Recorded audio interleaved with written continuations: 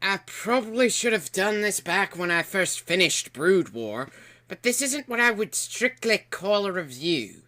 It's a look at StarCraft from the original game and campaign to the end of Wings of Liberty, an examination of what the series came from and how it's changed from a single player perspective. There is only a very peripheral look at the multiplayer aspect. Sure, kind of strange to do something like that to a series so famous for its multiplayer, but that's where most of my experience with it lies. I hope it's equally entertaining to those who watched my LP series of StarCraft as it is to people who didn't want to sit through my slow playing style. The original StarCraft is the most popular computer game that I know of, arguably the greatest of all time. Hell, it's become a national sport in South Korea. The balance between the three warring factions is just that damn good. The game came with a rather thick instruction manual if you wanted to learn more about the universe you were about to enter. In each campaign, you're put in the place of a nameless, faceless commander. And while the perspective didn't really give you a sense that you were particularly active in the story, it gave you just enough of a connection to what was going on that you could feel pretty engrossed in the universe anyway. It's also got a damn good map editor, giving the player plenty of control over the game's mechanics, and probably made it easier to mod for. My personal favourite mod of it has to be the Gundam one, even if it only alters 2 out of the 3 factions. There were actually 3 expansions to the game, but only one, Brood War, was actually made by Blizzard. Insurrection and Retribution weren't, but were authorized by the company, then sold. But you'd have a hell of a time finding them in stores. Compared to the number of copies of StarCraft and Brood War, there were almost no copies of the other 2 in existence. They didn't really expand the story of the universe, or add anything substantial other than a bunch more campaign missions. And as a result, have been mostly forgotten by both the company and the community, with maybe 1 or 2 books released with the stories of those games. You play as one of 3 races, each with its own feel in gameplay and the campaign story. We'll be going over them in the order we're introduced to them in the original game. The Terrans are humans who were pretty much kicked off the Earth and sent off into space as more of an experiment to see what would happen and to get rid of some undesirables rather than creating one massive interstellar empire. This is the only race that can actively repair damaged buildings and vehicles. They are well equipped to hold any position, but uniquely prepared to move plenty of their buildings if things go to hell. The Terrans are the most versatile race, and the easiest to get invested in during the story. Probably because they sound like a bunch of rugged southern United States boys, and everything they build looks pretty feasible and well worn. And part of me can't help hoping that we advance further than this by the time we actually do reach the 26th century. They work like just about every real-time strategy force I can think of. You put buildings down pretty much anywhere you want, so long as the terrain allows it, and pump units out of various buildings. The only thing that feels a little out of the ordinary is that when buildings are critically damaged, they slowly burn down, and if you don't repair them quickly enough, then the building you thought survived that last attack will collapse and make you feel like a bloody idiot. Only the Terrans have to deal with that. The other 2 races will not lose their buildings over time, regardless of how much blood they gush or how dramatic the flames are, unless they are attacked again. The Zerg, it feels really strange for me to try giving an introduction of these guys. They're reasonably known outside of StarCraft. A hive mind comprised of several billions of various creatures that somehow do what other races need technology to accomplish, their accelerated healing, the speed they can go from larva to fully grown monster, the horrifying tendency to assimilate whatever useful traits from whatever species is in their path. These are the stuff nightmares are made of.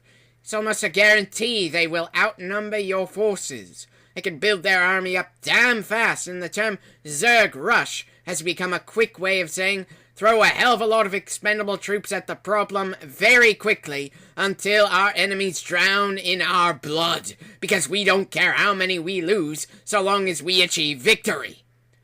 It is both awesome to play as them when they're the villains, and very, very confusing whenever the story tries to put them in a sympathetic light. Hell, both Zerg campaigns in the original and Brood War felt like the weakest parts of the story, though. Probably because they only ever had one real character, which makes storytelling from their perspective difficult in the best of times. But we'll talk about her later. What made the Zerg a good deal more tricky to use was the creep and larva system. Most of the Zerg buildings could only be placed in areas where the creep had already extended. Not pretty much anywhere like in most real-time strategy games. Also, you could not pump out units from the buildings that made them available. The only place you could create new units was from a building that pumped out larvae. You had to select the larvae and say what you wanted them to become. In one sense, that means so long as you have the minerals for it and enough supply points, you could burst out a massive army in moments. However, each hatchery, or any of the upgraded versions of it, could only have 3 larvae at a time. And regardless of the upgrades you give to that building, you are getting the larvae at the same damn rate. These mechanics helped encourage Zerg players to expand their position more aggressively, and helped accentuate just how out of the norm the Zerg are. The final race, the Protoss, are essentially psychic space elves without a mouth. Slow aging, equal parts insufferably inflexible jackasses, and valiant warriors who refuse to be discouraged in any way, even after they've been physically broken to the point that they can't even breathe without the help of a machine. Absolutely every one of their units has personal shields. Their buildings have shields. I wouldn't be surprised if their grocery bags had shields too. These guys are the powerhouse faction, going for quality over quantity, with comparatively more expensive units than the other two. I never really grew attached to them for some reason. I just tend to find the characters in this faction be rather hit or miss, with only 1 or 2 really feeling particularly interesting to me. The others felt like simple, 2-dimensional guys who were there just to fill certain roles in the story. Now, like the Zerg, they can't just throw buildings down absolutely anywhere. Most of their structures need to be in range of a pylon to give it power. A little weird, but not too much out of the norm for most real-time forces. In the original StarCraft, each race had around a dozen units in its arsenal, with a few added in with the expansion Brood War. Each unit had strengths and weaknesses, which helped make each army feel pretty versatile. While certain tactics were better used by one force, like overwhelming numbers from the Zerg or small, powerful task forces from the Protoss, each individual's playstyle made it feel like a very complicated bit of real-time chess. While the AI in the original game was never brilliant, you still got the sense you are facing a thinking, if inexperienced enemy. And no matter how many times you go over the same battle over the same terrain, there's always a sense that things were fluid, that the fight wouldn't be exactly the same if you decided to go back to it at a later date. There were generally 2 kinds of missions in the StarCraft campaigns: large-scale battles or commando missions. Well, large-scale might be overstating it a little. Each force had a limit of how many troops you could field at once. The unit limit was 200, and some troops that you could make cost more or less than others in that regard. While you might be given control of more than one race in a given battle, It was kind of a rare thing, and it doesn't change the fact that every major battle in the game was decided by a company of troops. Still, it was a fairly solid unit limit, given a sense that you're leading a reasonably large force and letting you organize it however you wanted in order to win. You could organize your combat forces into control groups with a maximum of 12 units per group. And by God, was this necessary if you wanted to strike with a reasonably sized force with any kind of cohesion. While it was technically possible to go through all the battles without using that little trick, not using it felt so inefficient and sloppy that you picked up on it in a hurry. While there were the occasional special objectives like defend this place for a certain amount of time or take this specific unit here, the general idea was to destroy all the enemy buildings, which was made easier when you killed all the enemy units in your path. Early in the campaign, you had a limited arsenal to draw on, but as the campaign went on, you were given more and more equipment to experiment and use however you wanted. On the battlefield, you were in charge. You developed your own style of how to deal with the obstacles in your way, and every victory felt like you'd earned it. Commando missions, you didn't have any ability to pump out more troops. You were limited to a set number of guys and had very specific objectives like run to this beacon. Typically, these missions felt easier than the regular ones, since you were usually given a solid number of troops who were either packing the best weapons and armor possible for their unit type, or were super versions of a standard unit with more durable armor and harder-hitting weapons than standard troops could ever hope to have. There were also frequently plenty of troops you could grab along the way in these missions, assuming you knew where to look. Now, of all the characters in the original StarCraft, two of my favorites were Zeratul and Kerrigan. Zeratul was a Protoss, part of a group that had been exiled by the mainstream Protoss, and he had some of the best damn lines in the old games. You speak of experience. I have journeyed through the darkness between the most distant stars. I have beheld the births of negative sounds, and borne witness to the entropy of entire realities. Unto my experience, Alderus, all that you have built here on Iora is but a fleeting dream. A dream from which your precious conclave shall awaken, finding themselves drowned in a greater nightmare. Kerrigan, though, she was the only real character the Zerg had, and she did a damn good job of carrying that race. Sure, they had the Overmind, but that thing sounded like it was trying too hard to be a Lovecraftian horror, and just couldn't pull it off. You had two Cerebrates who were named on screen, but they didn't get to say much or really establish themselves on screen before they were tossed aside.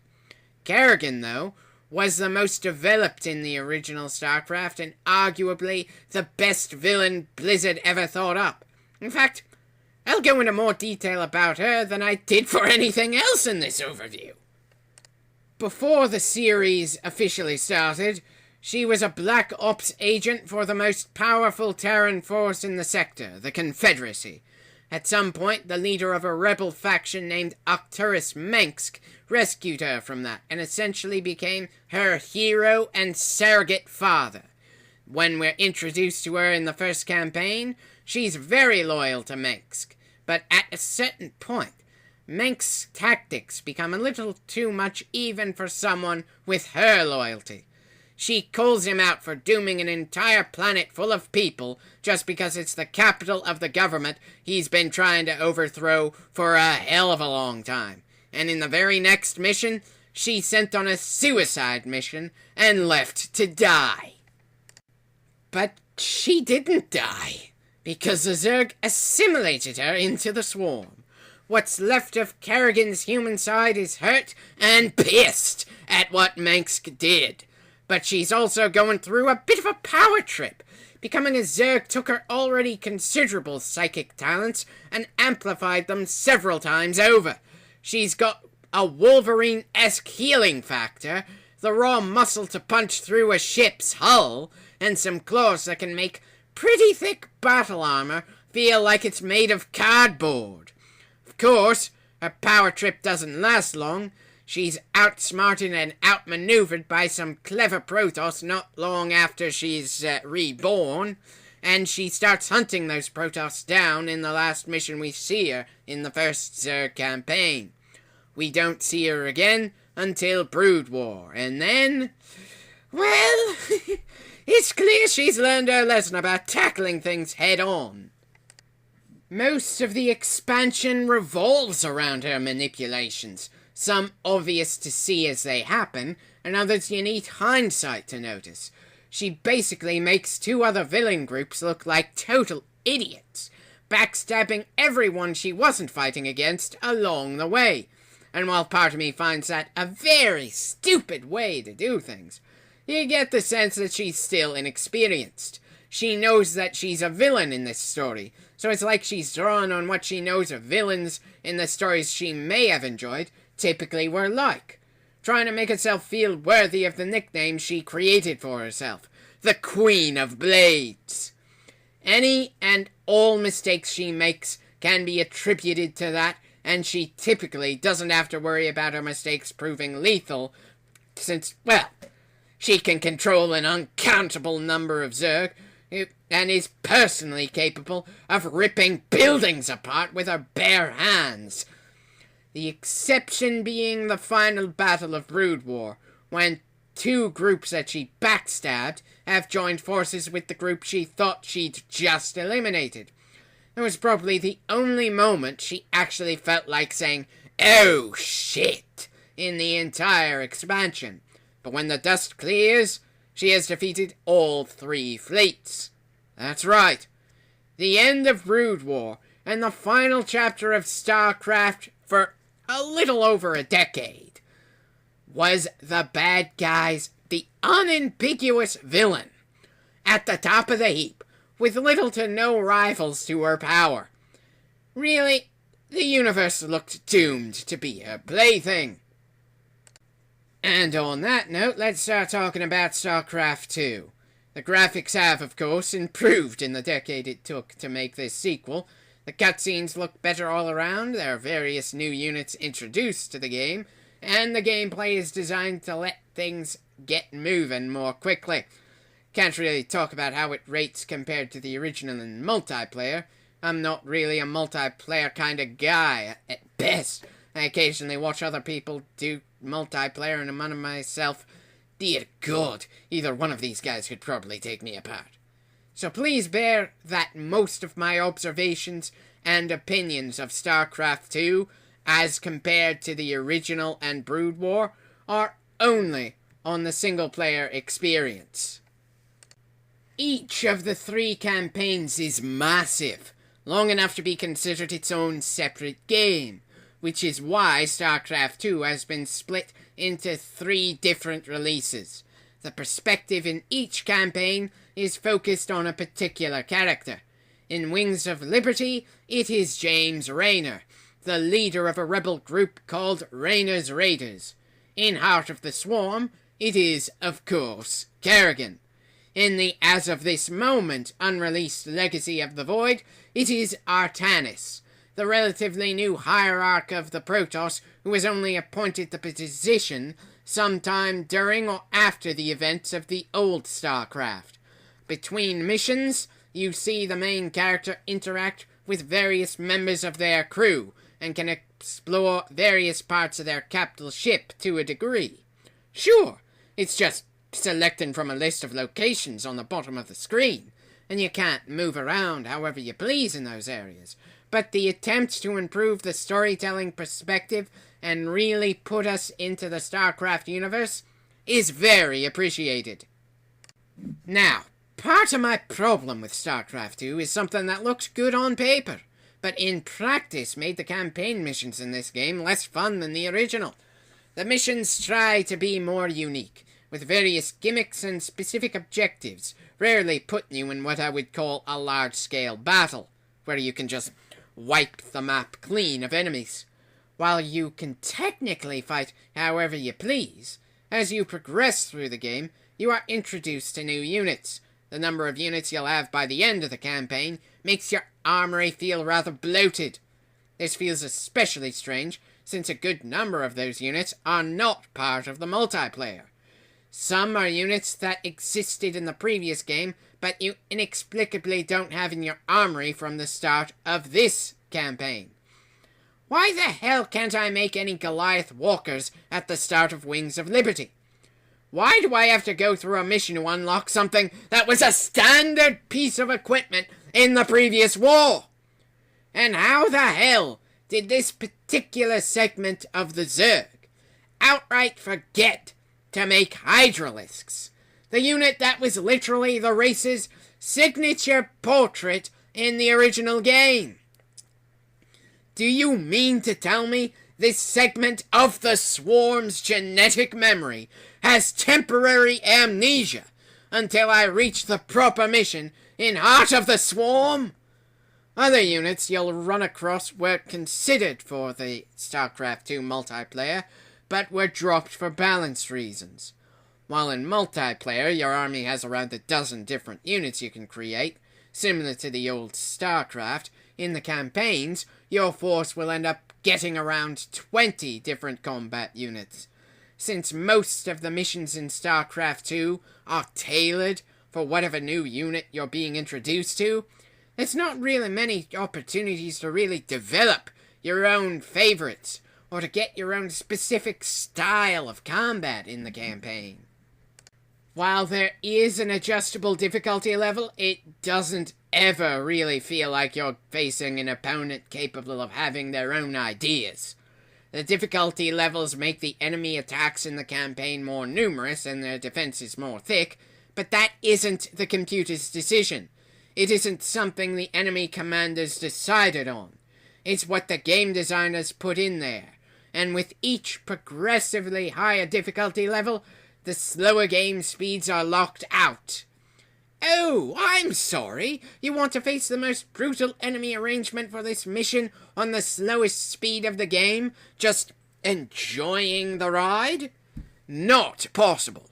If it weren't for how gimmicky most of the missions are, I'd guess this might be an attempt to help prep players for the shark-infested waters of competitive play.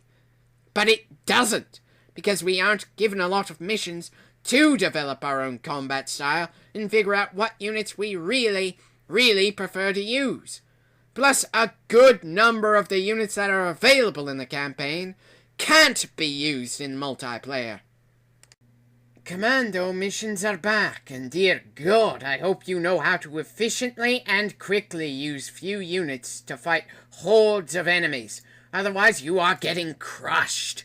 While they were generally pretty fun experiences on normal difficulty, on anything harder, the average commando mission in StarCraft 2 is surprisingly demanding in comparison to similar missions from the old StarCraft. Now, I'm only going to go into any real detail with the one campaign I've LP'd from StarCraft 2 at this point, Wings of Liberty. I really liked the campaign as a whole, the general feel of it, and how it ended. Plus, I always liked playing as the Terrans. This campaign focused on a rebel group from the original game called Rainer's Raiders. These guys, while damn tough, are not capable of waging an interstellar war and getting into any real slugging matches with the major powers of the sector.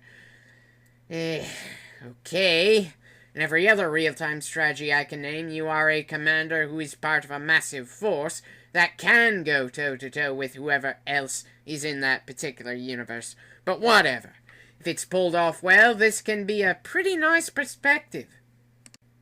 Unfortunately, I cannot say that it was pulled off as well as it needed to be. A large portion of the game revolves around unlocking equipment, upgrading it, and all-round improving your military strength and options as you go on whatever missions are available at that given time. While the end results of each mission path can be rather satisfying, you generally have to go through a number of missions in that path before your reason for fighting becomes something more compelling than make money and get unit. Dear God, the number of missions we enter with the overall goal of just getting paid for doing it makes me wonder if we should have been called a rebel group at all. Come on! If we are going to primarily follow Raynor, then Raynor should have better reasons for sending his men into a planet filled with lava and Zerg. This isn't to say that the missions are not fun. I had fun with a good number of them. But when you are telling a story, the main character needs a reason to put himself and or his men into the line of fire. And since Raynor is not portrayed as a greedy bastard, I cannot let slide the fact that we lost hundreds of troops, where the only reason we came there for was cold, hard cash. There are plenty of callbacks to the old StarCraft. Some of them, like starting Wings of Liberty on Marsara, the planet where we began the StarCraft series so long ago, are nice. Others feel like very strange retcons, like you run into the ghost of someone you fought alongside back in the original game, and he tries making you somehow sympathize with the character he sacrificed himself to kill. The hell? Some of the returning characters are unrecognizable, with vastly different attitudes, personalities, word choices. I mean, take Zeratul, for instance. In the original game, he had lines like this. Well spoken, concubine of the Zerg. Although we strike anew from the shadows, do not think we lack the courage to stand in the light. You would do well to abandon this attack. In StarCraft 2, he has lines like this. We are all that stands against the shadow. But if we are to meet our end this day, then we will do so as one. Antaro Tassadar! Does he sound recognizable at all? And then there's Kerrigan. Oh God, Kerrigan, what have they done to you and the Zerg? I'll tell you what they've done. They've tried to make them into bloody heroes. At the end of Wings of Liberty, in the only unambiguous victory the good guys in the universe have had in the series so far, Kerrigan has been de-infested with some ancient artifact, with just some Zerg in her hair now. The Zerg are now leaderless. The universe should be safe. Should. But apparently there is something from the depths of space that wants to end all life. Something that is supposed to be more horrifying than the already nightmare-inducing Zerg. Your light is expended. It is finished. Add in the fact that the heart of the swarm happens chronologically after Wings of Liberty, and that feel-good ending of Raynor carrying the rescued woman to the dawn of a new day is doomed to sour at the start of the next campaign. Kerrigan has some convenient amnesia, so she doesn't remember crossing any moral points of no return, of the billions of people she's responsible for killing, or how she tormented the universe. Yes, they took the best character in that universe and decided to essentially wipe the slate, keeping only her rage at Mansk for abandoning her, the fact that she's psychic, and the former part of a Black Ops organization. And as a player, we have to help her become the leader of the swarm again. God, I'm dragging my feet when it comes to LP in this third of StarCraft 2, because story-wise, it is the most painful to me on several levels. Not the least of which being that Kerrigan feels less like a brilliant woman who can out-scheme the best of them, and more like she belongs in a shonen anime or something. You know nothing of the Xel'Naga.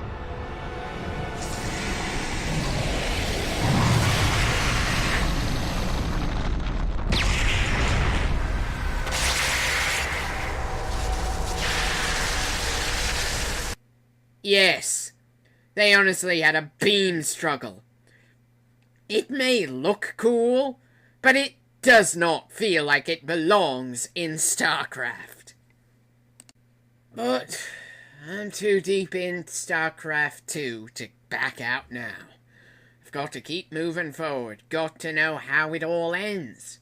If the old StarCraft was a 9 out of 10 for me, and Brood War kind of a 8 out of 10 because of some weird difficulty spikes.